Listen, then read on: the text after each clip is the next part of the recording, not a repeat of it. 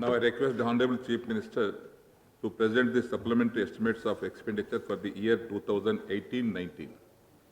Speaker, sir, I beg to move the supplementary estimates of expenditure for 2018 and 19.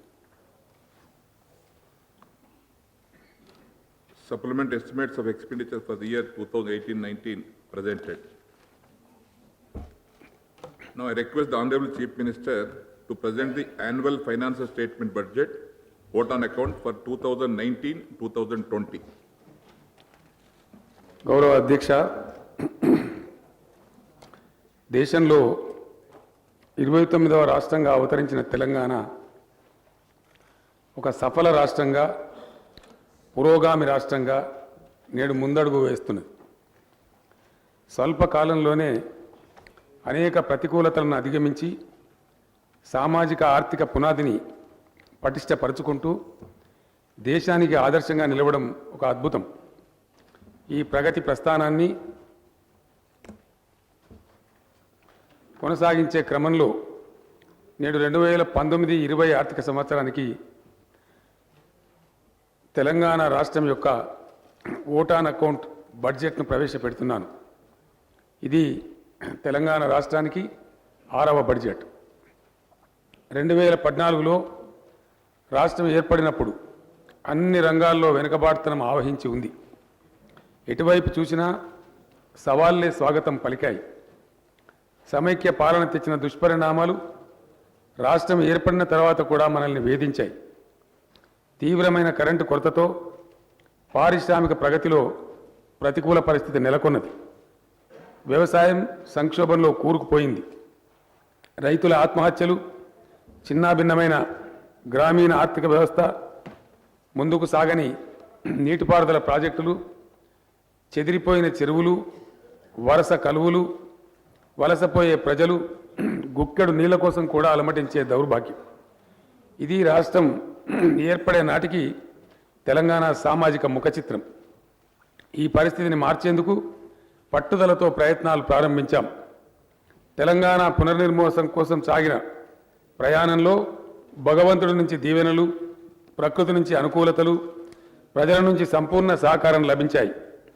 మొదటి 4.5 ఏళ్లలో తలపెట్టిన కార్యక్రమాలు అనుకున్న పందాలో సాగి అద్భుతమైన విజయాలు సాధించాయి. అతి తక్కువ సమయంలోనే అతి ఎక్కువ అభివృద్ధి, సంక్షేమ పథకాలు ప్రవేశపెట్టిన రాష్ట్రంగా తెలంగాణ చరిత్ర సృష్టించింది. విద్యుత్ సంక్షోభాన్ని విజయవంతంగా పరిష్కరించి చీకట్ల నుంచి వెలుగుల వైపు ప్రస్థానం సాగింది. అన్ని రంగాలకు 24 గంటల పాటు నాణ్యమైన విద్యుత్ సరఫరా చేసుకోగలుగుతున్నాం. వ్యవసాయ రంగ సమస్యలను ఒకటొకటిగా పరిష్కరిస్తూ రైతాంగంలో నెలకొన్న నైరాశ్యాన్ని తొలగించుకోగలిగాం. బలహీన వర్గాల ప్రజలకు ప్రత్యేక ఆర్థిక ప్రేరణ ఇవ్వడం ద్వారా తెలంగాణ రాష్ట్ర ప్రభుత్వం వారిలో కొత్త ఉత్సాహాన్ని నింపింది. ప్రజల జీవితాల్లో వెలుగు నింపడం ద్వారా వచ్చే ఆనందం ప్రభుత్వ సంకల్పాన్ని మరింత బలోపేతం చేస్తుందని, శక్తి సామర్థ్యాలను ఇనిమడింపజేస్తుందని తెలియజేస్తున్నాను. తెలంగాణ అనుసరిస్తున్న సమగ్ర ప్రగతి ప్రణాళిక నేడు దేశంలో చర్చకు కేంద్ర బిందువుగా మారింది. నిన్నటి దాకా గుజరాత్, కేరళ లాంటి రాష్ట్రాల అభివృద్ధి నమూనా గురించే చర్చ జరుగుతుండేది. కానీ నేడు వాటి స్థానంలో తెలంగాణ మోడల్ గురించి చర్చ జరుగుతుందంటే మనందరి హృదయం గర్వంతో ఉప్పొంగుతుంది. కేవలం మేనిఫెస్టోలో పేర్కొన్న కార్యక్రమాల అమలుకు పరిమితం కాకుండా పేర్కొనని అనేక కార్యక్రమాలు కూడా అమలు చేయడం ద్వారా ప్రభుత్వం కొత్త రికార్డులు నెలకొల్పింది. ఇవాళ తెలంగాణ ప్రభుత్వం అమలు చేస్తున్న ప్రగతి సంక్షేమ కార్యక్రమాల ఫలాలు చవి చూడని కుటుంబమేది రాష్ట్రంలో లేదనడం అతిశయోక్తి కాదు. అందుకనే గత ఎన్నికల్లో ప్రజలు టీఆర్ఎస్ పార్టీని అత్యధిక మెజార్టీతో మళ్లీ గెలిపించి ప్రభుత్వంపై తమకున్న అచంచల విశ్వాసాన్ని వేణోల్లా చాటారు. సమైక్య పాలన చివరి 2 ఏళ్లలో అనగా 2012, 13, 2013, 14లలో తెలంగాణ ప్రాంత జీఎస్డీపీ వృద్ధి రేటు దేశ సగటు కన్నా తక్కువగా ఉండేది. ఆ 2 సంవత్సరాలలో దేశ సగటు వృద్ధి రేటు 5.9% ఉండగా తెలంగాణ ప్రాంత సగటు వృద్ధి రేటు కేవలం 4.2%గా నమోదైంది. అయితే తెలంగాణ రాష్ట్రం ఏర్పడిన తర్వాత 2018-19లో వృద్ధి రేటు 2 రెట్లు కన్నా ఎక్కువగా అంటే 10.6%గా నమోదయ్యింది. 5 సంవత్సరాల అనతి కాలంలో ఈ చెప్పుకోదగ్గ అభివృద్ధి మా ప్రభుత్వ విధానాలకు పనితీరుకు నిదర్శనం. ప్రస్తుత ధరలలో రాష్ట్ర స్థూల దేశీయ ఉత్పత్తి వృద్ధి 2016-17లో 14.2% ఉంటే 2017-18లో 14.3%కి పెరిగింది. ఇదే ధోరణి కొనసాగిస్తూ 2018-19లో తెలంగాణ 15% వృద్ధి సాధించనున్నది. ఇది దేశ అభివృద్ధి రేటు 12.3% కన్నా ఎక్కువ. 2018-19 కాలంలో రాష్ట్ర జీఎస్డిపి 8,66,875 కోట్ల రూపాయలుగా అంచనా వేస్తున్నాం.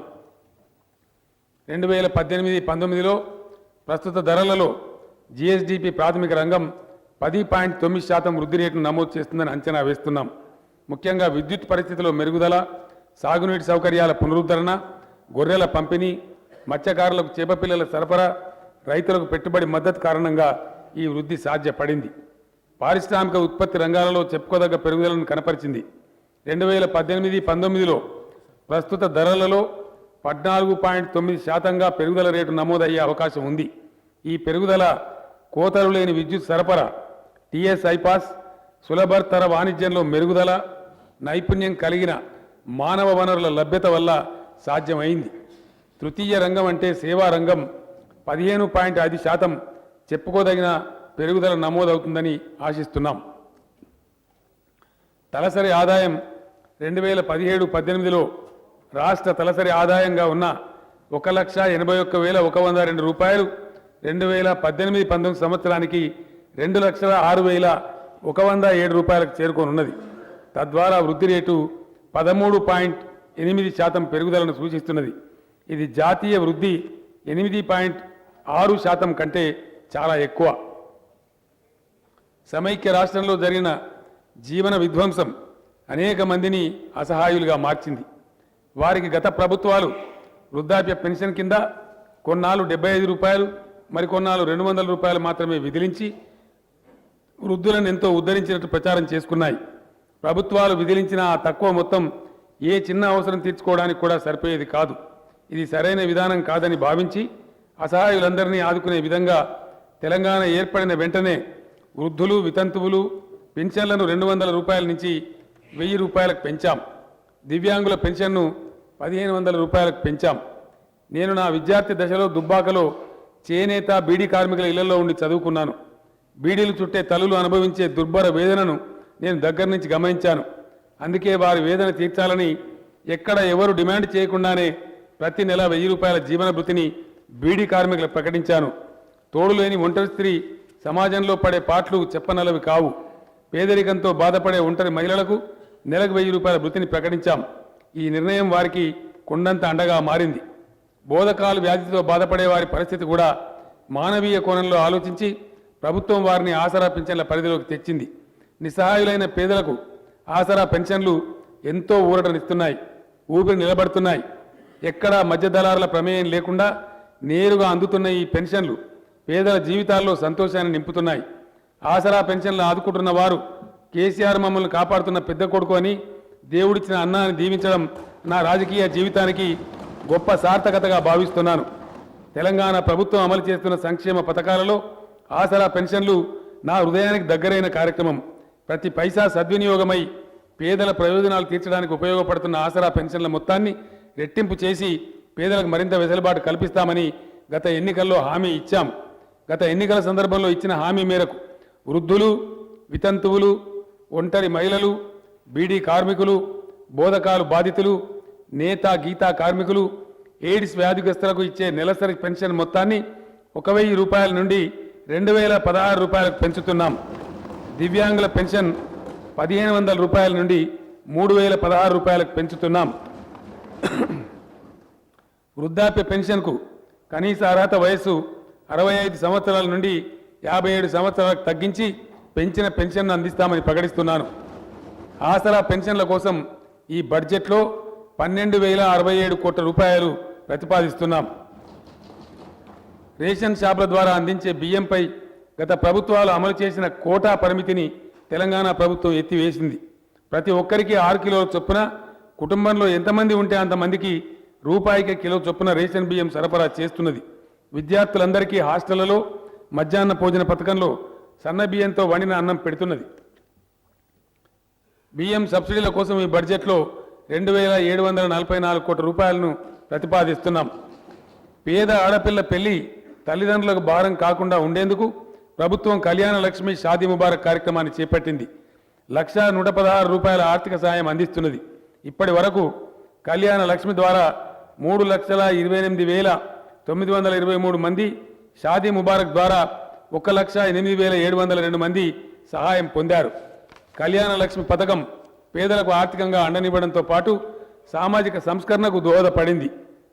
18 సంవత్సరాలు నిండిన వారే ఈ పథకానికి అర్హులనే నిబంధన పెట్టడం ద్వారా బాల్య వివాహాలు గణనీయంగా తగ్గాయి.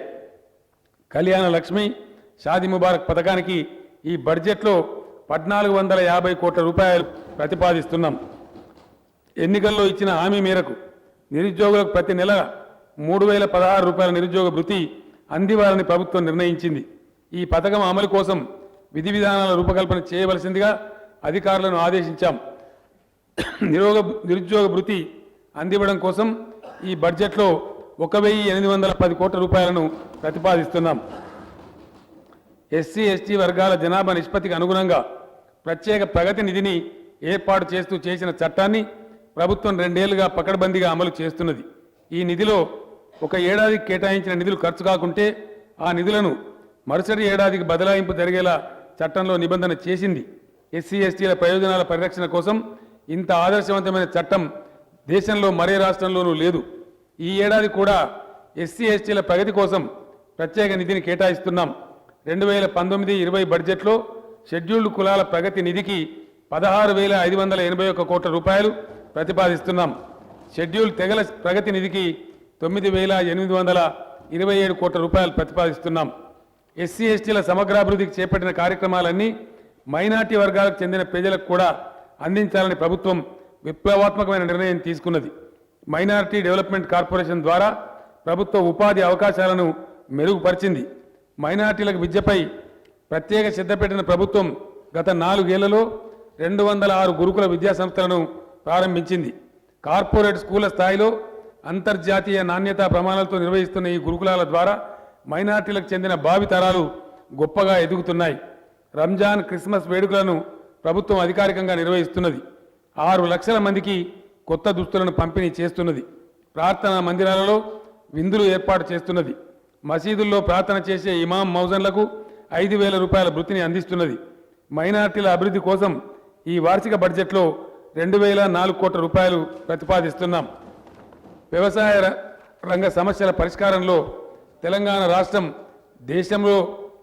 దేశానికే దిక్సూచిగా నిలిచింది. తెలంగాణ ప్రభుత్వం ప్రవేశపెట్టిన పథకాలను యావత్ దేశం వేనోల్లా కొనియాడుతున్నది. రైతు బంధు, రైతు బీమా పథకాలు, భూ రికార్డుల ప్రక్షాళన, రైతులను సంఘటితపరిచేందుకు సమన్వయ సమితుల ఏర్పాటు తదితర కార్యక్రమాల ద్వారా తెలంగాణ ప్రభుత్వం వ్యవసాయ రంగంలో నూతన ఉత్సవాన్ని నెలకొల్పింది. రైతు పక్షపాత ప్రభుత్వంగా తెలంగాణ దేశంలో గొప్ప గుర్తింపును సాధించింది.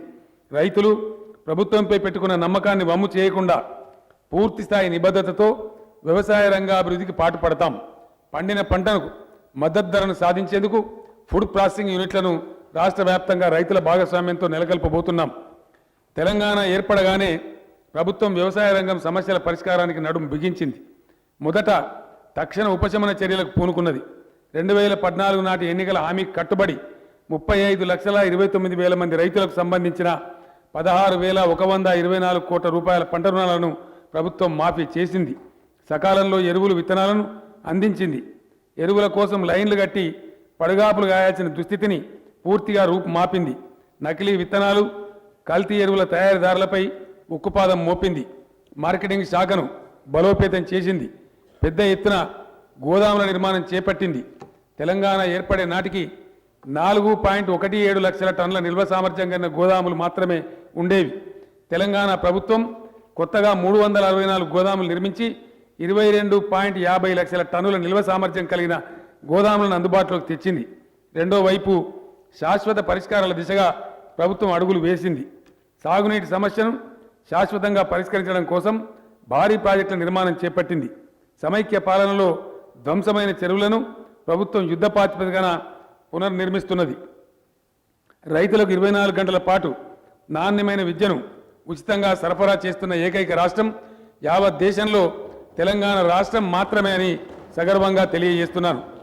రైతుల పరిస్థితి చక్కబడేంత వరకు అన్ని విధాలా ప్రభుత్వం వారిని ఆదుకుంటుంది. అందుకనే గత ఎన్నికల్లో కూడా పంట రుణాల మాఫీ హామీ ఇచ్చాం. ఈ ఇచ్చిన మాట కట్టుబడి 2018 డిసెంబర్ 11 నాటికి ఉన్న ₹1,00,000 వరకు పంట రుణాలను మాఫీ చేయడానికి కార్యాచరణ సిద్ధం చేశాం. ఈ ఏడాది బడ్జెట్లో రైతు రుణమాఫీ కోసం 6,000 కోట్ల రూపాయలు ప్రతిపాదిస్తున్నాం.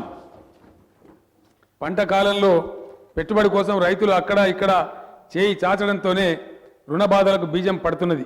ఆ ప్రారంభ దశలోనే తగిన సహాయం లభిస్తే వారికి అప్పుల ఊబిలో చిక్కుకోకుండా కాపాడగలుగుతామని ఆలోచించి రైతు బంధు పథకాన్ని రూపుదిద్దాం. ఈ పథకం ద్వారా రైతులకు పంట పెట్టుబడి కోసం ఏటా ఎకరానికి 8,000 రూపాయలు ప్రభుత్వం ఉచితంగా అందజేస్తున్నది. రైతు బంధు పథకాన్ని ఐక్యరాజ్య సమితి ప్రశంసించడం మనందరికీ గర్వకారణం. రైతు బంధు పథకం దేశంలో ఇప్పుడు ఓ రోల్ మోడల్ పథకంగా మారింది. అశోక్ గులాటి, అరవింద్ సుబ్రహ్మణ్యన్, రమేష్ చంద్ లాంటి ప్రముఖ వ్యవసాయ ఆర్థిక నిపుణులు వ్యవసాయ సంక్షోభానికి రైతు బంధు తరహా పథకమే పరిష్కారమని పేర్కొనడం తెలంగాణ ప్రభుత్వ నిర్ణయానికి లభించిన గొప్ప ప్రశంస. తెలంగాణ రైతుల పెట్టుబడి సమస్యను తీర్చించిన రైతు బంధు నేడు జాతీయ ఎజెండాగా మారింది.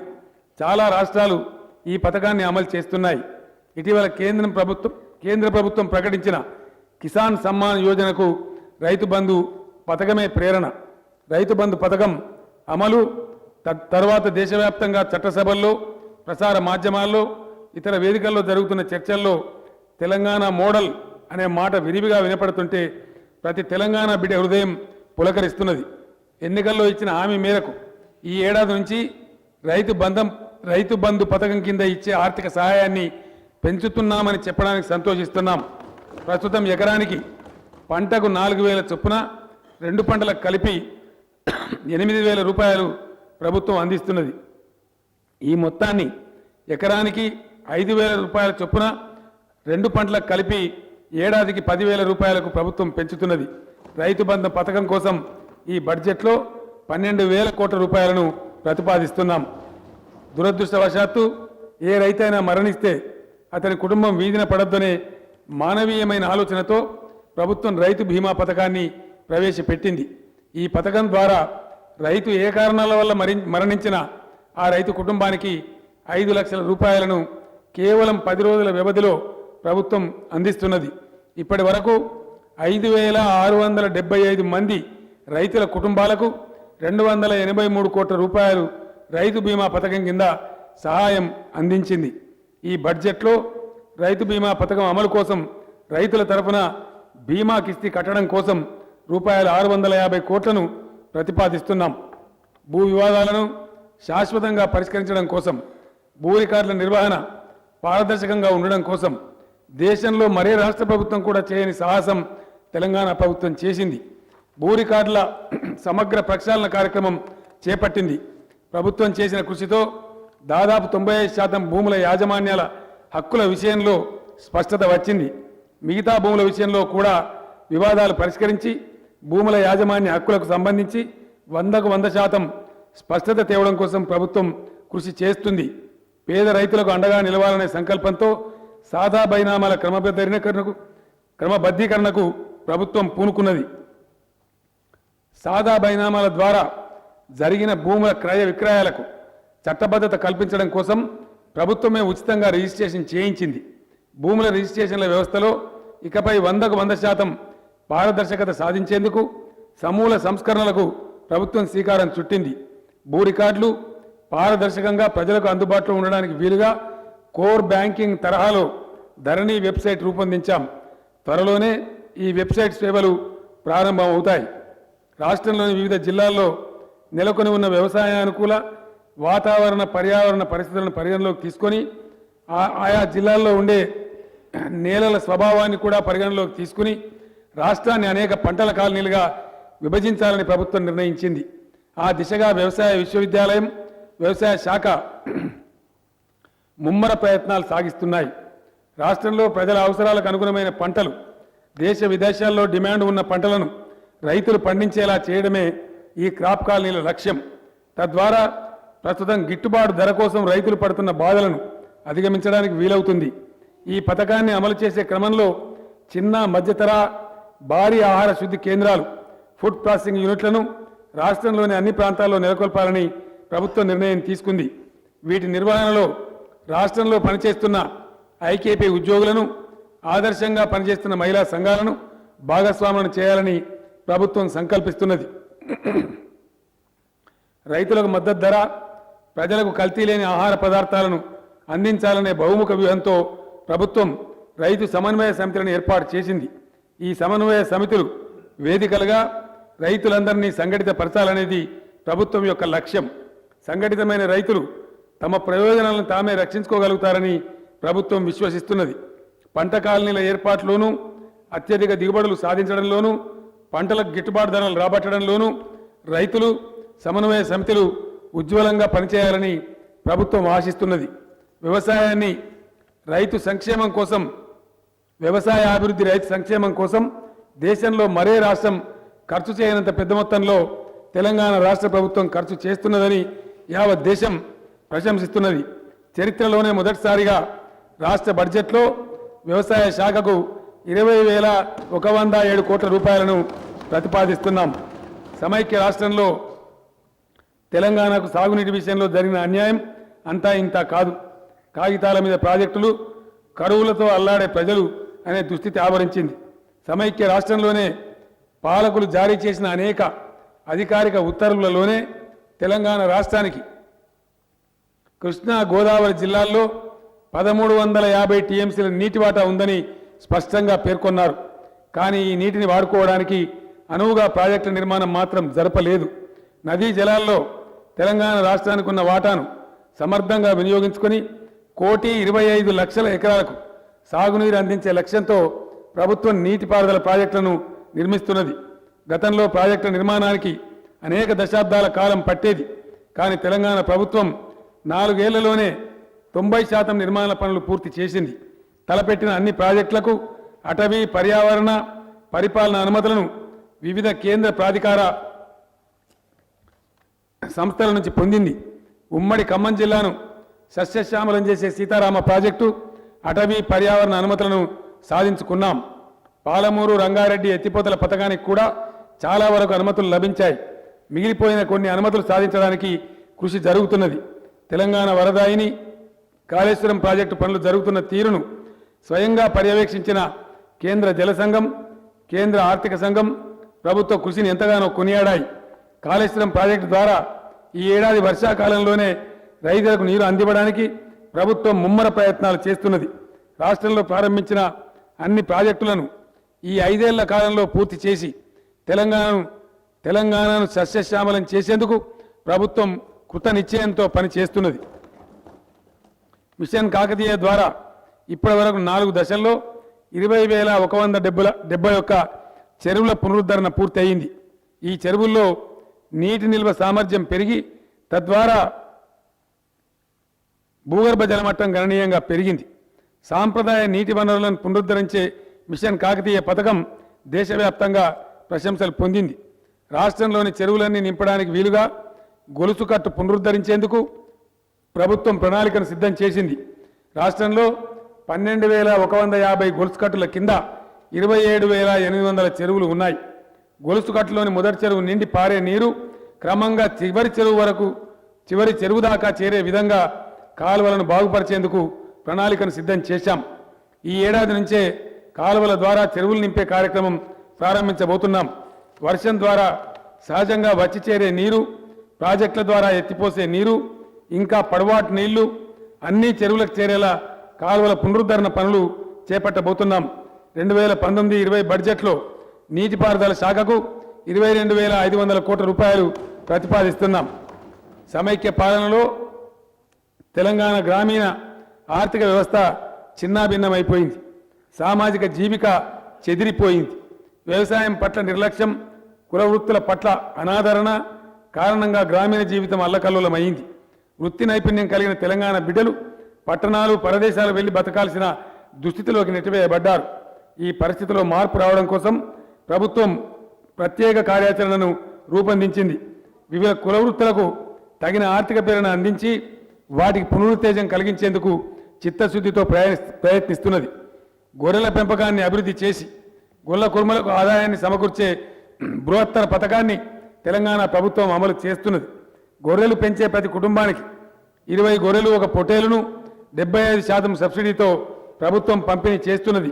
ఇప్పటి వరకు రాష్ట్రంలో 3,58,000 మందికి 75 లక్షల గొర్రెల పంపిణీ జరిగింది. ఈ గొర్రెలు ఇప్పటి వరకు 55 లక్షల గొర్రె పిల్లలను పునరుత్పత్తి చేశాయి. 2,600 కోట్ల రూపాయల సంపద గొల్ల కుర్మలకు సమకూరింది.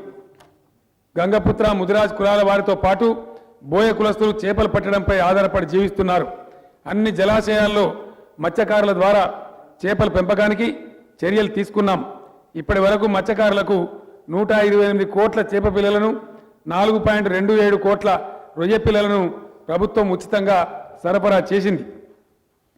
తమ వృత్తి ద్వారా ప్రజలకు విశేష సేవ చేస్తూ జీవిస్తున్న నాయి బ్రాహ్మణులకు, రజకులకు ప్రత్యేక సహకారాన్ని ప్రభుత్వం అందిస్తున్నది.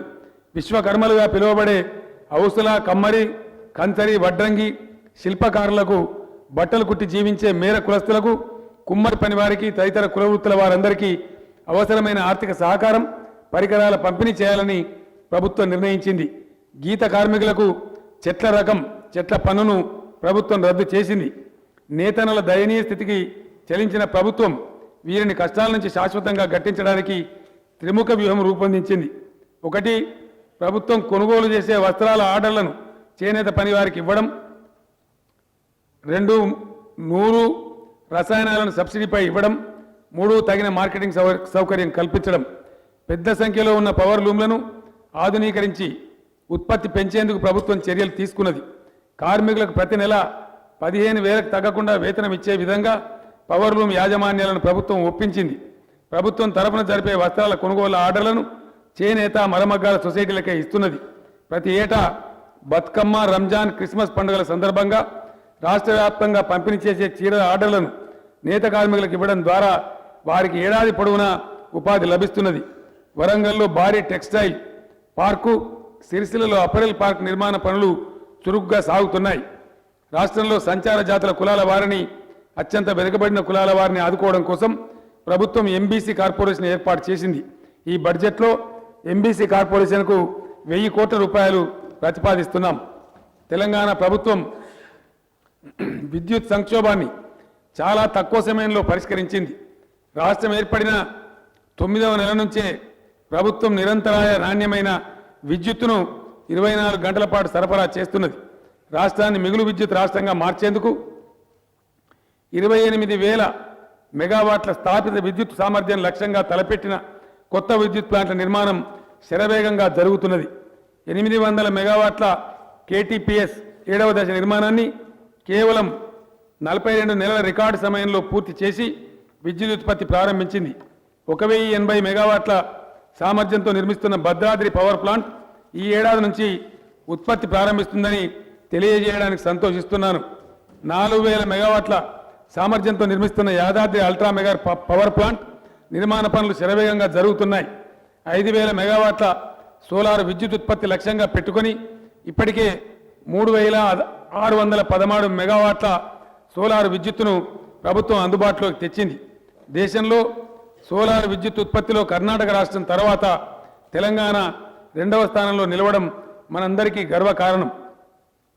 తెలంగాణ రాష్ట్రం ఏర్పడే నాటికి 7,778 మెగావాట్ల స్థాపిత విద్యుత్ సామర్థ్యం మాత్రమే ఉండేది. 4.5 ఏళ్లలో ప్రభుత్వం చేసిన బహుముఖ కృషి వల్ల తెలంగాణలో 16,503 మెగావాట్ల స్థాపిత విద్యుత్ అందుబాటులోకి వచ్చింది. తలసరి విద్యుత్ వినియోగంలో తెలంగాణ రాష్ట్రం దేశంలో నెంబర్ 1గా నిలిచిందని సెంట్రల్ ఎలక్ట్రిసిటీ అథారిటీ ప్రకటించింది. మానవ ప్రగతి సూచికల్లో ముఖ్యమైనదిగా భావించే తలసరి విద్యుత్ వినియోగం రేటులో మన రాష్ట్రం అగ్రభాగాన నిలవడం మన రాష్ట్ర ప్రజలందరికీ గర్వకారణం. దేశంలో కనీవిని ఎరగని రీతిలో ఇంటింటికి ప్రభుత్వమే నల్లా సౌకర్యం కల్పించి పరిశుద్ధమైన తాగునీటిని అందించే బృహత్తర పథకం మిషన్ భగీరథ. రాష్ట్రంలోని అన్ని గ్రామాలు, అన్ని ఆవాస ప్రాంతాలు అన్ని మున్సిపాలిటీలకు మిషన్ భగీరథ ద్వారా మంచినీళ్లు అందుతున్నాయి. 19,750 జనావాసాలలో ప్రతి ఇంటికి నల్లాలు బిగించి మంచినీరు అందించబడుతున్నది. మిగతా మున్సిపాలిటీలు ఆవాసాల్లో అంతర్గత పనులు శరవేగంగా జరుగుతున్నాయి. ఏప్రిల్ నెలాఖరు నాటికి మిషన్ భగీరథ పనులు 100కు 100% పూర్తి చేసి ప్రతి ఇంటికి నల్లా ద్వారా మంచినీళ్లు అందిస్తామనే సంతోషకరమైన విషయాన్ని మీతో పంచుకుంటున్నాను. నిరుపేదలకు గృహ నిర్మాణ పథకం అమలు చేయడంలో తెలంగాణ రాష్ట్రం దేశానికే ఆదర్శంగా నిలిచింది. 100కి 100% ప్రభుత్వ ఖర్చుతో డబుల్ బెడ్రూమ్ ఇళ్లను నిర్మించి ఇవ్వడం దేశంలోనే ప్రథమం. డబుల్ బెడ్రూమ్ ఇళ్ల పథకం కింద ఇప్పటి వరకు 2,72,763 ఇళ్లను ప్రభుత్వం మంజూరు చేసింది. ఇళ్ల నిర్మాణం సాగుతున్నది. ప్రస్తుత పద్ధతిలో ఇళ్ల నిర్మాణం చేస్తూనే ఎన్నికల్లో ఇచ్చిన హామీ మేరకు సొంత స్థలంలో ఇల్లు కట్టుకునే వారికి ఆర్థిక సాయం అందించాలని ప్రభుత్వం నిర్ణయించింది. శాస్త్రీయ పద్ధతిలో అర్హులను ఎంపిక చేసే ప్రక్రియను ప్రభుత్వం కొనసాగిస్తున్నది. రహదారులు సమాజ సంస్కృతికి అద్దం పడతాయి. తెలంగాణ రాష్ట్రంలో రహదారులను మెరుగుపరిచి ప్రజలకు మెరుగైన రవాణా సౌకర్యం అందించడానికి ప్రభుత్వం ప్రణాళికాబద్ధంగా పనిచేస్తున్నది. కొత్తగా 3,150 కిలోమీటర్ల మేర జాతీయ రహదారులను సాధించింది. తెలంగాణ రాష్ట్రం ఏర్పడే నాటికి 2,527 కిలోమీటర్ల జాతీయ రహదారి మాత్రమే ఉంటే నేడు రాష్ట్రంలో 5,677 కిలోమీటర్ల జాతీయ రహదారులు సమకూరాయి. హైదరాబాద్ నగరం శరవేగంగా అభివృద్ధి చెందుతున్న విషయాన్ని పరిగణనలోకి తీసుకుని నగరం చుట్టూ ప్రస్తుతం ఉన్న ఔటర్ రింగ్ రోడ్ అవతల 340 కిలోమీటర్ల పొడవైన రీజనల్ రింగ్ రోడ్డును అంతర్జాతీయ ప్రమాణాలతో నిర్మించాలని ప్రభుత్వం నిర్ణయించింది. రాష్ట్రంలో ప్రస్తుతం ఉన్న రహదారులన్నిటికీ పూర్తి స్థాయిలో మరమ్మతులు చేయాలని ప్రభుత్వం నిర్ణయించింది. రహదారులన్నీ అద్దంలో రూపుదిద్దుకోవడానికి మిషన్ మోడ్లో పనిచేస్తుంది. రాష్ట్రంలోని మొత్తం 12,751 గ్రామ పంచాయతీలకు ఖచ్చితంగా బీటీ రోడ్డు ఉండాలనే విధాన నిర్ణయం తీసుకున్నది. నాణ్యమైన విద్య, మెరుగైన వైద్యం, మౌలిక సదుపాయాలు అందుబాటులో ఉన్నప్పుడే ప్రజల జీవన ప్రమాణంలో గుణాత్మక మార్పు సాధ్యమని తెలంగాణ ప్రభుత్వం గట్టిగా నమ్ముతున్నది. ప్రపంచవ్యాప్తంగా గుర్తిస్తున్న మానవ ప్రగతి సూచికల్లో ప్రధానమైన ఈ రంగాలకు ప్రభుత్వం అత్యధిక ప్రాధాన్యత ఇస్తున్నది. కేజీ టు పేజీ ఉచిత విద్యా విధానంలో భాగంగా పెద్ద సంఖ్యలో రెసిడెన్షియల్ స్కూళ్లు, కాలేజీలను ప్రభుత్వం ఏర్పాటు చేసింది. తెలంగాణ రాష్ట్రం ఏర్పడక ముందు ఎస్సీ, ఎస్టీ, బీసీ, మైనార్టీ వర్గాలకు చెందిన విద్యార్థుల కోసం కేవలం 296 గురుకులాలు మాత్రమే అరకొర వసతులతో ఉండేవి. తెలంగాణ రాష్ట్ర ప్రభుత్వం ఇప్పుడు అన్ని హంగులతో రికార్డు స్థాయిలో 542 కొత్త గురుకులాలను ఏర్పాటు చేసింది. వచ్చే విద్యా సంవత్సరం నుంచి బీసీల కోసం మరో 119 రెసిడెన్షియల్ స్కూళ్లను ప్రభుత్వం ప్రారంభించబోతున్నది. ఎస్సీ, ఎస్టీ విద్యార్థుల కోసం 51 డిగ్రీ గురుకులాలను కూడా ప్రారంభించింది. ఈ గురుకులాల్లో ఒక్కో విద్యార్థిపై ఏడాదికి సగటున ₹1,00,000 వెచ్చిస్తూ మంచి భోజనం, వసతి, సకల సౌకర్యాలు కల్పించింది. విదేశీ విద్య కోసం వెళ్లే అన్ని వర్గాల వారికి ₹20 లక్షల ఆర్థిక సహాయం ప్రభుత్వం అందజేస్తున్నది. పేదలకు మెరుగైన వైద్యం అందించడం కోసం ప్రభుత్వం ఆసుపత్రిలో వసతులను ఎంతో అభివృద్ధి పరిచింది. అవసరమైన వైద్య పరికరాలు, మందులు, ఆధునిక పరిజ్ఞానాన్ని అందుబాటులోకి తెచ్చింది. సమైక్య ఆంధ్రప్రదేశ్లో తెలంగాణలోని 10 జిల్లాలలోని ప్రభుత్వ ఆసుపత్రులలో రోగులకు అందించే మందుల కొనుగోలు కోసం కేవలం ₹146 కోట్ల మాత్రమే ఇచ్చేవారు. తెలంగాణ రాష్ట్రంలో ఈ మొత్తాన్ని మూడింతలు పెంచి ప్రతి ఏటా ₹440 కోట్ల మందులు కొనుగోలు కోసం ప్రభుత్వం వెచ్చిస్తున్నది. 40 ప్రభుత్వ ఆసుపత్రులలో డయాలసిస్ కేంద్రాలు ఏర్పాటు చేసింది. MRI, CT scan, digital radiology, 2D echo తదితర అత్యాధునిక పరికరాలను వివిధ దవాఖానాలలో ప్రభుత్వం అందుబాటులోకి తెచ్చింది. జిల్లా, ఏరియా ఆసుపత్రుల్లో ఐసీయూ కేంద్రాల సంఖ్యను కూడా పెంచడం జరిగింది. దేశవ్యాప్తంగా అత్యుత్తమ వైద్య సేవలు అందించే 3 రాష్ట్రాలలో తెలంగాణ రాష్ట్రం ఒకటని కేంద్ర ప్రభుత్వం ఇటీవలే ప్రకటించడం మనందరికీ గర్వం. హైదరాబాద్ నగరంలో వైద్య సేవలను మరింత విస్తరించి పేదలందరికీ వైద్యాన్ని అందుబాటులోకి తెచ్చేందుకు ప్రతి 10,000 మందికి ఒకటి చొప్పున బస్తీ దవాఖానాలు ఏర్పాటు చేస్తున్నది. 40 బస్తీ దవాఖానాలు ఇప్పటికే సేవలు అందిస్తున్నాయి. ఈ దవాఖానాల్లో ప్రాథమిక వైద్యం, రోగ నిర్ధారణ పరీక్షలు, ఉచితంగా మందులు అందుబాటులో ఉన్నాయి. వైద్య విద్యను సేవలను మరింత విస్తరించడం కోసం రాష్ట్రంలో కొత్తగా 4 వైద్య కళాశాలలను ప్రభుత్వం మంజూరు చేసింది. సిద్దిపేట, మహబూబ్ నగర్లో వైద్య కళాశాలలు ఇప్పటికే ప్రారంభమయ్యాయి. సూర్యాపేట, నల్లగొండలో వచ్చే విద్యా సంవత్సరం నుంచి ప్రారంభమవుతాయి. ఆసుపత్రుల్లో మరణించిన వారి మృతదేహాలను ఉచితంగా తరలించడానికి ప్రభుత్వం పరమపద వాహనాలను ప్రవేశపెట్టింది. ఈ సదుపాయం దేశంలో మరెక్కడా లేదు. మహిళలు గర్భవతులుగా ఉండే దశ చాలా సున్నితమైనటువంటిది. అత్యంత జాగ్రత్తగా ఆ సమయంలో వారిని కనిపెట్టుకొని కాపాడుకోవాలి. కానీ పేదరికం కారణంగా ఆ దశలోనూ మహిళలు కుటుంబం గడపడం కోసం కూలీ పనులకు పోవాల్సి రావడం తల్లి బిడ్డలకు ప్రమాదకరం. గర్భవతులైన మహిళలకు ఉపాధి సమస్య ఎదురు కాకూడదని ఆ సమయంలో వారు కోల్పోయిన ఆదాయాన్ని ప్రభుత్వమే అందించాలని సంకల్పించాం. ఆ ఆలోచన నుంచి జనించిందే కేసీఆర్ కిట్స్ పథకం. కేసీఆర్ కిట్స్ పథకానికి 3 లక్ష్యాలున్నాయి. ఒకటి, అవాంఛనీయ ఆపరేషన్లకు అడ్డుకట్ట వేయడం, ప్రభుత్వ ఆసుపత్రుల్లో సురక్షిత ప్రసవాలు జరపడం, గర్భం దాల్చిన సమయంలో కోల్పోయిన ఆదాయాన్ని ప్రభుత్వమే అందించడం, ప్రసూతి మరణాలు లేకుండా చేయడం. ఈ పథకం కింద నిరుపేద గర్భిణీలకు 12,000 రూపాయలు ప్రభుత్వం చెల్లిస్తున్నది. ఆడపిల్లను ప్రసవించిన తల్లికి ప్రోత్సాహకంగా మరో 1,000 రూపాయలు ప్రభుత్వం అదనంగా చెల్లిస్తున్నది. దీంతో పాటు నవజాత శిశువులకు, బాలింతలకు కావలసిన 16 రకాల వస్తువులతో కూడిన 2,000 రూపాయల విలువైన కిట్ను కూడా అందిస్తున్నది.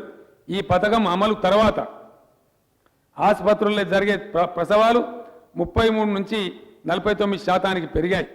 తెలంగాణ ఏర్పడే నాటికి శిశు మరణాల రేటు ప్రతి 1000 మందికి 39గా ఉంటే అది నేడు 28కి తగ్గింది. మాతా మరణాల రేటు కూడా 91 నుంచి 70కి తగ్గింది. ప్రజలకు కంటి సమస్యల పట్ల అవగాహన కలిగించడంతో పాటు కంటి వైద్యాన్ని వారి ముంగిట్లోకి తీసుకురావాలన్న లక్ష్యంతో ప్రభుత్వం ప్రారంభించిన కంటి వెలుగు కార్యక్రమం దిగ్విజయంగా కొనసాగుతున్నది. ఇప్పటి వరకు ఈ శిబిరాల ద్వారా 1,52,00,000 మందికి ప్రభుత్వం పరీక్షలు జరిపింది. 50 లక్షల మందికి కంటి అద్దాలు అందించింది. Cataract, glaucoma, retinopathy, cornea disorder వంటి కంటి రుగ్మతలను వారిని గుర్తించి ఉచితంగా ఆపరేషన్లు చేయడానికి ఏర్పాట్లు చేసింది. రాష్ట్ర ప్రజలందరికీ కంటి పరీక్షలు, చికిత్సలు నిర్వహించే కార్యక్రమం ఇంత పెద్ద ఎత్తున తెలంగాణలో తప్ప దేశంలో మరెక్కడా లేదు. కంటి వెలుగు తరహాలోనే చెవి, ముక్కు, గొంతు, దంత సంబంధమైన వ్యాధి నిర్ధారణ పరీక్షలు నిర్వహించడం కోసం రాష్ట్ర వ్యాప్తంగా ప్రత్యేక శిబిరాలు ఊరూరా నిర్వహిస్తామని ఎన్నికల్లో హామీ ఇచ్చాం. ఈ హామీ నెరవేర్చేందుకు ప్రభుత్వం ఏర్పాట్లు చేస్తున్నది. వైద్య ఆరోగ్య శాఖకు ఈ బడ్జెట్లో ప్రభుత్వం 5,536 కోట్ల రూపాయలను ప్రతిపాదిస్తున్నది. ప్రజలకు పరిపాలనను మరింత చేరువ చేయడం కోసం మన రాష్ట్రంలో విప్లవాత్మకమైన పరిపాలన సంస్కరణలను విజయవంతంగా అమలు చేసుకున్నాం. దేశ చరిత్రలో ఇంత తక్కువ సమయంలో ఇంత భారీ పాలనా సంస్కరణలు మరెక్కడా జరగలేదు. మొదట 10 జిల్లాలను 31 జిల్లాలు చేసుకున్నాం. ఇటీవలే కొత్తగా నారాయణపేట, ములుగు జిల్లాలను ఏర్పాటు చేసుకున్నాం. 43 రెవెన్యూ డివిజన్ల సంఖ్యను 69కి పెంచుకున్నాం. 459 మండలాలను 584 మండలాలు చేసుకున్నాం. గతంలో 68 మున్సిపాలిటీలుంటే కొత్తగా మరో 68 మున్సిపాలిటీలను ఏర్పాటు చేసుకున్నాం. తెలంగాణలో ఇప్పుడు మొత్తం 136 మున్సిపాలిటీలు, 6 కార్పొరేషన్లు ఉన్నాయి. కొత్తగా 4,383 గ్రామ పంచాయతీలను ఏర్పాటు చేసుకోవడం ద్వారా పంచాయతీల సంఖ్య 12,751కి పెరిగింది. శాంతి భద్రతలను పర్యవేక్షించడానికి ప్రభుత్వం కొత్త పోలీస్ కమిషనరేట్లను ఏర్పాటు చేసింది. తెలంగాణ వచ్చే నాటికి రాష్ట్రంలో కేవలం 2 పోలీస్ కమిషనరేట్లు మాత్రమే ఉండేవి. ప్రభుత్వం కొత్తగా 7 పోలీస్ కమిషనరేట్లు ఏర్పాటు చేసింది. కొత్త పోలీస్ సబ్ డివిజన్లను, కొత్త సర్కిళ్లను, కొత్త పోలీస్ స్టేషన్లను ప్రభుత్వం ఏర్పాటు చేసింది.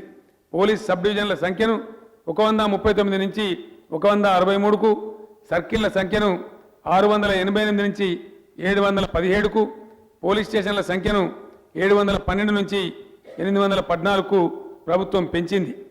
మా తండాల్లో మా రాజ్యం, మా గూడాల్లో మా రాజ్యం అనే నినాదంతో తండాలు, గూడాలను ప్రత్యేక పంచాయతీలుగా ఏర్పాటు చేయాలని ఎస్టీలు ఎప్పటి నుంచో డిమాండ్ చేస్తున్నారు.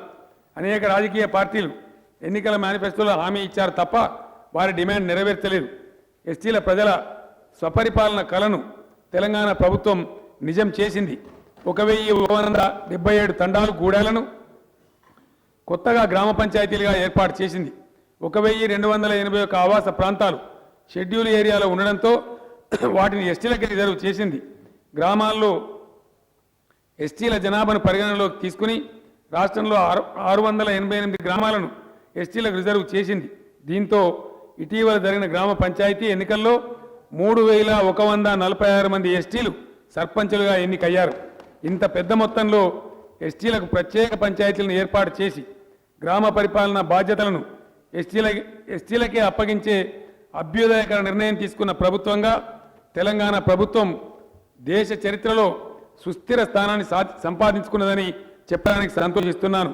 భారతీయ ఆత్మ గ్రామాలలోనే ప్రతిఫలిస్తుందని గాంధీ మహాశయుడు పేర్కొన్నారు. గ్రామీణ ప్రాంతాల అభివృద్ధి ప్రతిపాదించిన ఆశయాలేవి తదనంతర కాలంలో ప్రభుత్వాలు పట్టించుకోలేదు. గ్రామ స్వరాజ్య భావన నినాదంగానే మిగిలిపోయింది. తెలంగాణ ప్రభుత్వం గాంధీ కోరిన గ్రామాభివృద్ధి కోసం నిర్మాణాత్మక చర్యలు ప్రారంభించింది. నూతన పంచాయతీరాజ్ చట్టానికి రూపకల్పన చేసింది. ఈ చట్టం ద్వారా స్థానిక సంస్థలకు కావాల్సిన అధికారాలను విధులను అందిస్తున్నది. గ్రామంలో పచ్చదనం పెంచడం, పారిశుద్ధ్యం నిర్వహించడం తదితర అంశాలలో బాధ్యతాయుత ప్రవర్తనను చట్టం కోరుతున్నది. బాధ్యతను విస్మరించిన వ్యక్తులను శిక్షించే అవకాశం ఈ చట్టం కల్పిస్తున్నది. ఆదర్శవంతమైన గ్రామాల రూపకల్పన లక్ష్యంగా ప్రభుత్వం పనిచేస్తుంది. గ్రామాల అభివృద్ధికి నిధుల కొరత రానియకుండా ప్రభుత్వం ప్రణాళిక సిద్ధం చేసింది. ఇటు ఫైనాన్స్ కమిషన్ ద్వారా వచ్చే నిధులు, నరేగా ద్వారా వచ్చే నిధులు, గ్రామ పంచాయతీలకు ఉన్న సొంత ఆదాయ వనరులు, ఇలా అన్ని రకాల నిధులను కలిపి రాబోయే 5 ఏళ్లలో గ్రామాల అభివృద్ధి ఖర్చు చేయాలని ప్రభుత్వం నిర్ణయించింది. 14వ ఆర్థిక సంఘం సిఫారసుల ప్రకారం గ్రామీణ ప్రాంతాల్లోని ప్రతి వ్యక్తికి ఏడాదికి 806 రూపాయల చొప్పున కేంద్రం నుంచి నిధులు అందుతాయి. అంటే తెలంగాణలోని 2,02,00,000 గ్రామీణ జనాభాకు ఏడాదికి 1,628 కోట్ల రూపాయలు కేంద్రం నుంచి వస్తాయి. దీనికి తెలంగాణ మొదటి రాష్ట్ర ఆర్థిక సంఘం నిధులు కూడా జమ చేయాల్సి ఉంటుంది. రాష్ట్ర ప్రభుత్వం తరఫున 2019-20 ఆర్థిక సంవత్సరంలో స్థానిక సంస్థలకు ఇచ్చే నిధుల విషయంలో రాష్ట్ర ఆర్థిక సంఘం ఇటీవలే మధ్యంతర నివేదిక ఇచ్చింది. అధ్యక్ష, ఇక్కడ ఒక ఎర్రాట ఇచ్చాం, దాన్ని సవరించి చదవండి. గ్రామీణ స్థానిక సంస్థలకు 1,400 కోట్ల రూపాయలు, పట్టణ స్థానిక సంస్థలకు 9,000 కోట్ల రూపాయల నిధులు ఇవ్వాలని సిఫారసు చేసింది. అయితే గ్రామాల ఆర్థిక వృద్ధికి ఎక్కువ నిధులు అవసరమని భావించిన ప్రభుత్వం రాష్ట్ర ఆర్థిక సంఘం చేసిన సిఫారసుల కన్నా ఎక్కువ మొత్తంలోనే నిధులు ఇవ్వాలని నిర్ణయించింది. కేంద్ర ఆర్థిక సంఘం రాష్ట్రానికి 1,628 కోట్ల రూపాయలు ఇస్తున్నందున రాష్ట్రం తరఫున కూడా అంతే మొత్తంలో ఇవ్వాలని ప్రభుత్వం నిర్ణయం తీసుకున్నది. దీంతో 2 ఫైనాన్స్ కమిషన్ల ద్వారా గ్రామాలకు మొత్తం 3,256 కోట్ల రూపాయలు అందనున్నాయి. అంటే ఒక్కో మనిషికి 1,606 రూపాయల చొప్పున ఫైనాన్స్ కమిషన్ నిధులు అందుతాయి. 500 జనాభా కలిగిన గ్రామానికి కూడా 8 లక్షల రూపాయల నిధులు వస్తాయి. ఇవి కాక మహాత్మా గాంధీ జాతీయ గ్రామీణ ఉపాధి హామీ పథకం కింద మరో 4,000 కోట్ల రూపాయలు అందుతాయి. పన్నుల ద్వారా గ్రామ పంచాయతీలకు మరో 700 కోట్ల రూపాయలు సమకూరుతాయి. ఈ 3 మార్గాల ద్వారా గ్రామ పంచాయతీలకు ప్రతి ఏటా దాదాపు 8,000 కోట్ల రూపాయల మేర నిధులు అందుబాటులో ఉంటాయి. 5 ఏళ్ల కాలంలో మొత్తం 40,000 కోట్లు గ్రామాభివృద్ధి కోసం ఖర్చు చేసే అవకాశం ఉంది. ఇంత పెద్ద మొత్తంలో గ్రామాల అభివృద్ధికి గతంలో నిధులు అందలేదు. కొత్తగా ఎన్నికైన సర్పంచులు, వార్డు సభ్యులు ఈ సదవకాశాన్ని వినియోగించుకుని చిత్తశుద్ధితో అంకితభావంతో పనిచేస్తారని ఆశిస్తున్నాను. ఆదర్శ గ్రామాలను నిర్మించే కృషిలో ప్రజలు కూడా తమ భాగస్వామ్యాన్ని పంచుకోవాలని ఈ సందర్భంగా పిలుపునిస్తున్నాను. రోజు రోజుకు పట్టణాలు, నగరాల్లో జనాభా తీవ్రంగా పెరుగుతున్నది. పెరిగిన జనాభా అవసరాలకు అనుగుణంగా ఆయా పట్టణాల్లో, నగరాల్లో మౌలిక సదుపాయాలను అభివృద్ధి చేసేందుకు ప్రభుత్వం సమగ్ర కార్యాచరణను అమలు చేస్తున్నది. హైదరాబాద్ నగరంతో పాటు రాష్ట్రంలోని అన్ని నగరాల అభివృద్ధి కోసం మాస్టర్ ప్లాన్లు రూపొందిస్తున్నది. హైదరాబాద్ నగరాన్ని విశ్వనగరంగా మార్చే కృషి కొనసాగుతున్నది. సమైక్య రాష్ట్ర పాలకుల నిర్వాహకం వల్ల తెలంగాణలో అడవులు క్షీణించాయి. పచ్చదనం బాగా తగ్గిపోయింది. పర్యావరణ సమస్యలు తీవ్రతరమయ్యాయి. తెలంగాణ భూభాగంలో 33% పచ్చదనం సాధించేందుకు ప్రభుత్వం తెలంగాణకు హరితహారం కార్యక్రమం ఉద్యమ స్ఫూర్తితో అమలు చేస్తున్నది. ఈ కార్యక్రమం ప్రధానంగా 3 లక్ష్యాలతో కొనసాగుతున్నది. మిగిలి ఉన్న అడవులను జాగ్రత్తగా పరిరక్షించుకోవడం, కోల్పోయిన అడవిని పునరుద్ధరించడం, సామాజిక అడవుల పెంపకాన్ని పెద్ద ఎత్తున చేపట్టడం. ఈ లక్ష్యాలను సాధించడంలో భాగంగా అడవులను నరికివేసే స్మగ్లర్ల పట్ల కఠినంగా వ్యవహరించాలని ప్రభుత్వం నిర్ణయించింది. కలప స్మగ్లింగ్ ఇక ఎంత మాత్రం లాభసాటి కాదని, నష్టదాయకమని కలప స్మగ్లర్లు గుర్తించాలి. అడవుల నరికివేత మానుకుని ప్రత్యేక ఉపాధి మార్గాలు చూసుకునే వారికి ప్రభుత్వం సహకరిస్తుంది. లేని పక్షంలో తీవ్రంగా శిక్షిస్తుంది. ఇందుకోసం ప్రభుత్వం అటవీ చట్టాలను మరింత కఠినతరం చేయబోతున్నది. పర్యావరణ పరిరక్షణ కోసం పెద్ద ఎత్తున అమలు చేస్తున్న తెలంగాణకు హరితహారం క్రమంలో ప్రజలంతా ఉద్యమ స్ఫూర్తితో భాగస్వాములు కావాలని పిలుపునిస్తున్నారు. రాష్ట్రంలో పరిశ్రమల స్థాపన కోసం ముందుకు వచ్చే వారికి టీఎస్ ఐపాస్ సింగిల్ విండో విధానం ఎంతో ఆకర్షణీయంగా ఉంది. కేవలం 15 రోజుల్లోనే అన్ని రకాల అనుమతులు పరిశ్రమల స్థాపనకు లభిస్తున్నాయి. ఇప్పటి వరకు 1.41 లక్షల కోట్ల రూపాయల పెట్టుబడులతో కూడిన 8,419 పరిశ్రమలకు అనుమతులు ఇవ్వడం జరిగింది. దీంతో 8.58 లక్షల ఉద్యోగాల కల్పనకు అవకాశం ఏర్పడింది. తెలంగాణ రాష్ట్రం ఐటీ రంగంలో బలీయమైన శక్తిగా ఎదిగింది. ప్రపంచంలో హైదరాబాద్ ప్రముఖ ఐటీ హబ్గా గుర్తింపు పొందింది. రాష్ట్ర ప్రభుత్వం రూపొందించిన నూతన ఐటీ విధానంతో పాటు సింగిల్ విండో పారిశ్రామిక అనుమతుల విధానం వల్ల ఐటీ రంగంలో గణనీయమైన పెట్టుబడులు రావడం ప్రారంభమైంది. ఎన్నో దిగ్గజ కంపెనీలు తెలంగాణలో పెట్టుబడులు పెడుతున్నాయి. అంకుర పరిశ్రమలను ప్రోత్సహించేందుకు ఏర్పాటు చేసిన టీ హబ్ దేశవ్యాప్తంగా సంచలనం సృష్టించింది. ఐటీ ఎగుమతులు ఈ ఏడాది 1,00,000 కోట్ల రూపాయలకు చేరుకున్నాయి. ఐటీ పరిశ్రమను రాష్ట్రంలోని ఇతర నగరాలకు విస్తరించడంలో రాష్ట్ర ప్రభుత్వం సఫలమవుతుంది. పోలీస్ శాఖను బలోపేతం చేయడం వల్ల సమర్థవంతంగా శాంతి భద్రతల పరిరక్షణ జరుగుతున్నది. చరిత్రలో ఎన్నడూ లేనంత ప్రశాంతంగా జనజీవనం సాగుతున్నది. అభివృద్ధిలో శాంతి భద్రతలకున్న ప్రాధాన్యతను గుర్తించి ప్రభుత్వం పోలీస్ శాఖకు అత్యధిక బడ్జెట్ కేటాయించింది. హైదరాబాదులో త్వరలోనే అంతర్జాతీయ స్థాయి police command and control centre ప్రారంభం కానున్నది. పేకాట, గుడుంబా వంటి దురాచారాలను పోలీస్ శాఖ సమర్థవంతంగా అరికట్టగలిగింది. డ్రగ్స్, కల్తీల నిరోధానికి ఉక్కుపిడికిలు బిగించింది.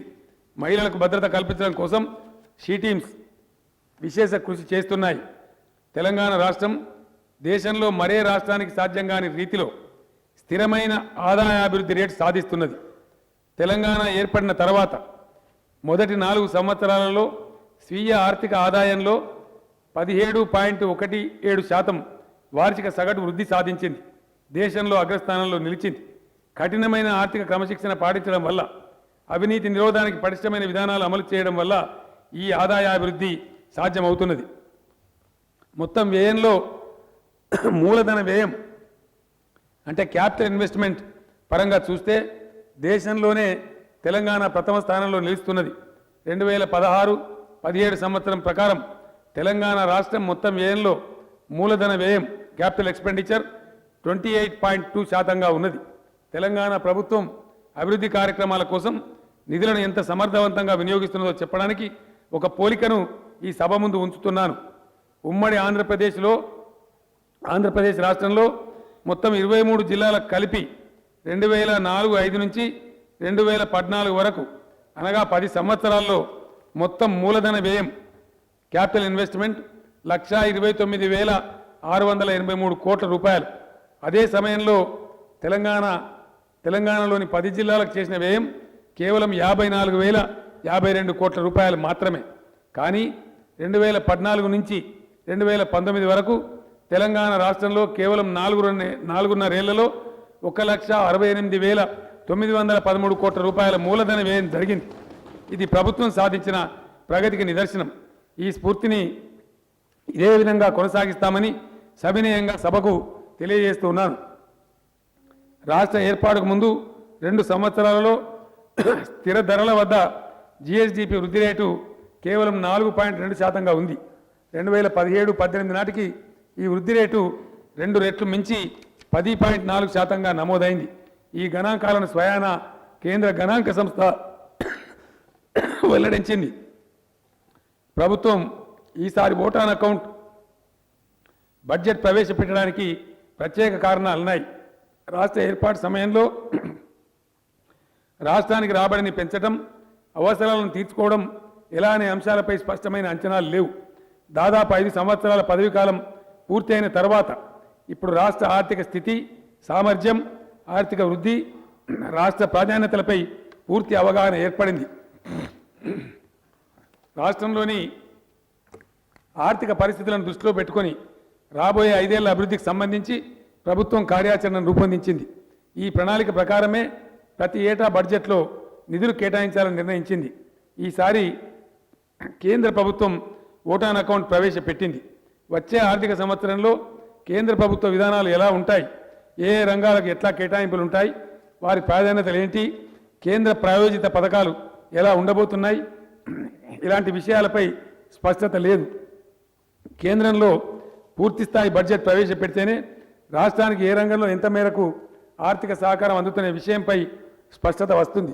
అందువల్లనే ఈసారి తెలంగాణ రాష్ట్ర ప్రభుత్వం కూడా ఓటాన్ అకౌంట్ బడ్జెట్ ప్రవేశపెడుతున్నది. ఎన్నికల తర్వాత కేంద్రంలో ఏర్పడే కొత్త ప్రభుత్వం పూర్తిస్థాయి బడ్జెట్ ప్రవేశపెట్టిన తర్వాత తెలంగాణ ప్రభుత్వం కూడా పూర్తిస్థాయి బడ్జెట్ను సంపూర్ణ స్పష్టతతో ప్రవేశపెడుతుందని గౌరవ సభ్యులకు తెలియజేస్తున్నాను. అధ్యక్ష, 2019-20 సంవత్సరానికి సంబంధించిన బడ్జెట్ ప్రతిపాదనలు సభకు సమర్పించదలుచుకున్నాను. రాష్ట్ర అకౌంటెంట్ జనరల్ ధృవీకరించిన ఫైనాన్స్ అకౌంట్స్ ప్రకారం 2017-18 సంవత్సరంలో చేసిన మొత్తం వ్యయం 1,43,133 కోట్ల రూపాయలు. మొత్తం రెవెన్యూ రాబడుల విలువ 88,824 కోట్ల రూపాయలు. రెవెన్యూ ఖాతాలో మొత్తం ఖర్చు 85,365 కోట్ల రూపాయలు. రెవెన్యూ మిగులు 3,459 కోట్ల రూపాయలు. రాష్ట్ర ప్రభుత్వం యొక్క మొత్తం వ్యయం 1,43,133 కోట్ల రూపాయలు కాగా ఇందులో మూలధన వ్యయం 23,902 కోట్ల రూపాయలు. సవరించిన అంచనాల ప్రకారం 2018-19 సంవత్సరానికి వేసిన మొత్తం అంచనా వ్యయం 1,61,857 కోట్ల రూపాయలు. ఇందులో రెవెన్యూ వ్యయం 1,19,027 కోట్ల రూపాయలు కాగా మూలధన వ్యయం 28,053 కోట్ల రూపాయలు. సవరించిన అంచనాల ప్రకారం రెవెన్యూ ఖాతాలో మిగులు 353 కోట్ల రూపాయలు. 2018-19 సంవత్సరానికి 72,777 కోట్ల రూపాయలు. సవరించిన అంచనాలతో పోలిస్తే 2019-20 సంవత్సరానికి రాష్ట్ర సొంత రెవెన్యూ రాబడుల ప్రతిపాదనలు 94,776 కోట్ల రూపాయలు. 2018-19 సంవత్సరానికి 28,042 కోట్ల రూపాయల సవరించిన అంచనాలతో పోలిస్తే 2019-20 సంవత్సరానికి బడ్జెట్ అంచనాల్లో కేంద్ర ప్రతిపాదిత బదిలీలు 22,835 కోట్ల రూపాయలు. ప్రగతి పద్దు అంచనా వ్యయం 1,07,302 కోట్ల రూపాయలు కాగా నిర్వహణ పద్దు అంచనా వ్యయం 74,715 కోట్ల రూపాయలు. 2019-20 సంవత్సరానికి మొత్తం ప్రతిపాదిత వ్యయం 1,82,017 కోట్ల రూపాయలు కాగా ఇందులో రెవెన్యూ వ్యయం 1,31,628 కోట్ల రూపాయలు కాగా మూలధన వ్యయం 32,815 కోట్ల రూపాయలు. 2019-20 సంవత్సరానికి బడ్జెట్ అంచనాలలో రెవెన్యూ మిగులు 6,564 కోట్ల రూపాయలు. ఆర్థిక లోటు 27,749 కోట్ల రూపాయలు ఉంటుందని అంచనా. ఇది అంచనా వేసిన జిఎస్డిపిలో రాష్ట్ర స్థూల దేశోత్పత్తిలో 2.81%. రాష్ట్రంలో ప్రస్తుతం అమలు జరుగుతున్న అభివృద్ధి సంక్షేమ కార్యక్రమాలన్నింటినీ యథావిధిగా కొనసాగిస్తూనే ఎన్నికల్లో ఇచ్చిన హామీ మేరకు కొత్త కార్యక్రమాలను ప్రారంభించడానికి ప్రభుత్వం చర్యలు తీసుకుంటున్నది. ప్రభుత్వం ప్రత్యేక దీక్షతో తపస్సు వలె పనిచేయడం వల్లనే ప్రజలు గత ఎన్నికల్లో తమ నిండు దీవెనలను అందించారు. రాబోయే కాలంలోనూ ప్రజల ఆకాంక్షలే ప్రాతిపదికగా ప్రభుత్వం వినూత్న పథకాలతో ముందుకు సాగుతుందని, పచ్చని పంటలతో తులతూగుతూ అన్ని వర్గాల ప్రజలు సమాన అభివృద్ధిని పొందే బంగారు తెలంగాణ నిర్మాణం కోసం మనసా వాచా కర్మన పునరంకితం అవుతామని సవినయంగా ప్రకటిస్తున్నాను. అన్ని రంగాల సమతుల అభివృద్ధి ధ్యేయంగా ప్రతిపాదించిన ఈ బడ్జెట్ను ఆమోదించవలసిందిగా గౌరవ సభ్యులను కోరుతున్నాను. జై హింద్.